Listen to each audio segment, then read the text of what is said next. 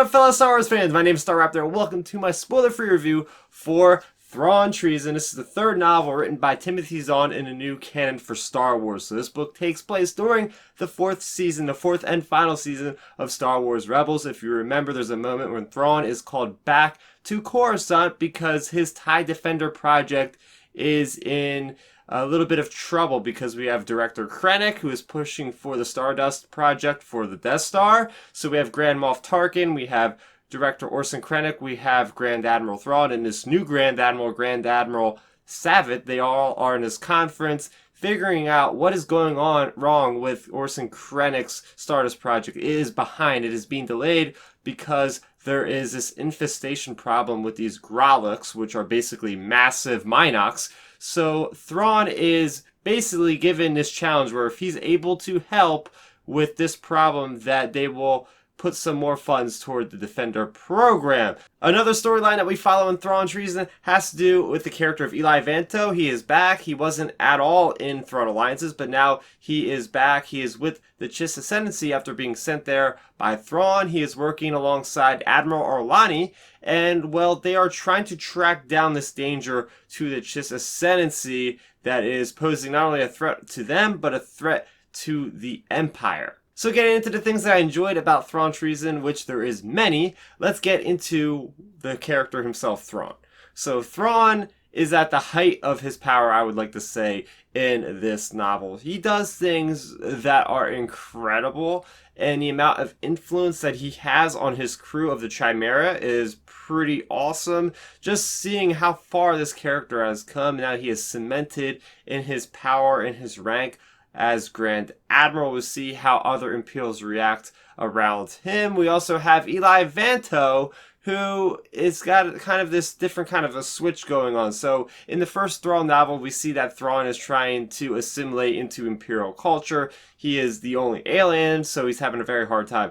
Well, we switch gears and now we're looking at the same kind of perspective, but with Eli Vanto as the only human in the Chiss Ascendency, and seeing how that all plays out and him learning about the Chiss people, because that to me is one of the higher points of this novel for sure, is learning about this other culture and their technology and, you know, the social structure of that entire family or type nature of the Chiss is something I really liked a lot. We also have these new characters. Like I said, Admiral Alani. She is the admiral in the Chiss Defense Fleet, so she is trying to work with Thrawn in a way that will allow them to kind of coexist. We also have this other character named Assistant Director Ronin. Now, he is sent by Orson Krennic to keep an eye on Thrawn and make sure he's doing his task right, because he has about a week to get rid of these Grolix and solve this problem so that they don't have a delay on the Death Star. But this guy, he is written so well by Timothy Zahn, because I hated the guts out of this guy. Like, he was so annoying and he was trying to get in Thrawn's way all the time. So I really, even though I hated the character, I thought he was a good addition to the book to kind of elicit that kind of emotion for me while reading the story. I thought that the politics in this book was really good. So we all know that Thrawn, one of his weaknesses is politics. That's why in the first book he was being taught by Ariana Price about how to deal with things in the Empire, because it's really dog eat dog in there. And well, we see that again in here. We have Orson Krennic, we have Grand Moff Tarkin fighting, and then they're kind of pulling on Grand Admiral Thrawn to get involved that way. But then again, we also have the Chiss, we have the Empire. So there's a lot of cool little machinations with the politics happening in this story, which again, I really like. I thought it added another layer to the story.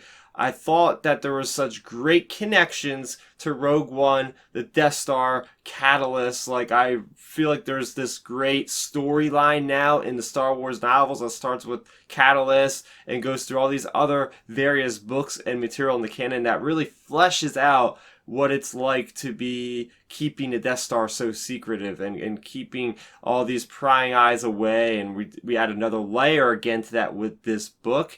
I love the danger that this new threat poses to the Empire. And I don't want to get into it because it's really cool to see how things unravel in the story.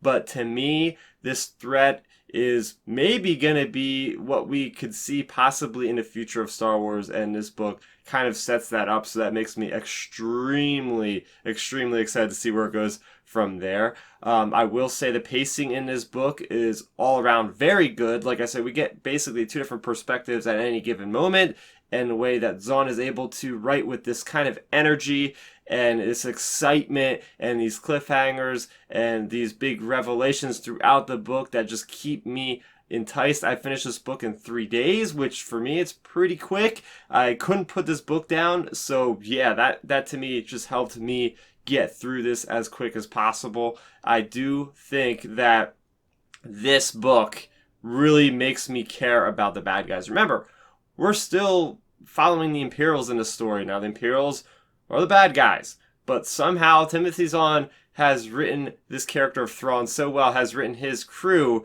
that he cares about, that care about him so well that, you know, I kind of forget that they're Imperials. I kind of forget that these are the guys we want to lose, and I'm rooting for Thrawn this entire time. And finally, I will say that now the 3 books have come to a close. I'm not sure if these are really technically a trilogy, but there's 3 books that are spread out across the timeline of Thrawn's origin into the Empire, and we see where this will take off into Rebels Season 4. So overall, I just love how Zahn has kind of written these books to take place during Rebels and give us kind of an origin story to Thrawn that doesn't step on the toes of his classic Thrawn trilogy from 1992 or 91. So yeah, the way he's able to write that and keep it in this era of canon is just a really cool thing for me. That being said, I have a couple nitpicks I will talk about, and the first one being that, yeah, some characters could have been developed a little bit further for sure. I thought that, the beginning, like 70 pages of this book were actually pretty slow. Wasn't what I was expecting. I thought it would be a little bit more action, a little bit forward momentum, but once I hit that, 70-page mark, that's when I really couldn't put the book down. Like, the pacing is so good. And just little minor nitpicks again with something like the ranks of certain officers being different in certain circumstances, so that was a little bit weird for me, as well as the spelling of some of the names were off, I noticed. So just simple grammatical stuff like that. But with that being said, I gotta give Thrawn Treason a score of a 9 out of 10. This is definitely one of the best books, in my opinion, of the Star Wars canon so far. Comparing it to the other Thrawn novels, I would say that this one is kind of neck and neck with Thrawn Alliances. Now, I really enjoyed Thrawn Alliances because we got the characters of Darth Vader and Padme and this planet at Batuu for Galaxy's Edge, but then this book itself is just like the epitome of Thrawn in his power, in his element, dealing with things aboard the Chimera and all this awesome stuff that's happening mysteriously in the background. So if you guys like this video, let me know in the comment section below what you think of Thrawn. Are you planning on picking up Thrawn Treason? And for more on Thrawn Treason, make sure you are subscribed to the channel, because I will be putting out additional videos that have to do with this book. So if you like this video, please go ahead and support me that way. That is going to do it for me, Starrapter. Thank you so much for watching, and may the Force be with you always. Thanks for checking out the video. Please hit that thumbs up symbol. It helps me know that I'm making content that you guys enjoy. And if you enjoyed this video, I also included 2 videos down below you guys should check out. And please consider subscribing to this channel. It helps support me, and it notifies you guys of when I get new videos up on the channel. You can also contact me on Twitter, Facebook, and Instagram at Starrapter.